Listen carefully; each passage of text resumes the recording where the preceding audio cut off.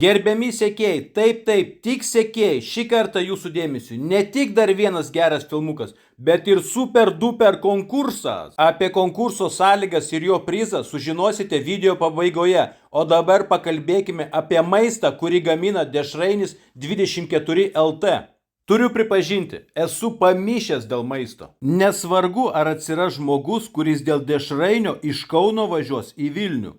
Bet aš net nesusimastęs apie išlaidas kūrui išlėkiau į Vilnių, sužinojęs, kad yra kitokių dešrainių nei tie, kuriais mumis džiugina degalinės. Vos padarę užsakymą, jau po kelių minučių valgėme užkandžius. Sparneliams iki idealumo trūko tik šiek tiek didesnio apskrudimo. Bet kaip matote iš video, sparneliai iškepę ir gan sultingi.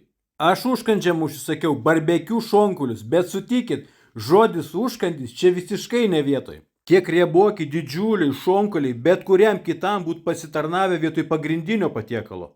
O mėsainio viduje slypinčių karamelizuotų svogūnų kvapas privertė seilėmis apsipilti ne tik mane, bet ir sūnų. O jau valgydamas milžinišką dešrainį su plėšyta kiauliena ir XXXL dešrele, aš supratau, kad padariau klaidą užsakydamas net 2 patiekalus. O dabar konkursas. Vienam už šokingiausią, šmaikščiausią komentarą po šio video padaunosim šį puikų prieskonių rinkinį.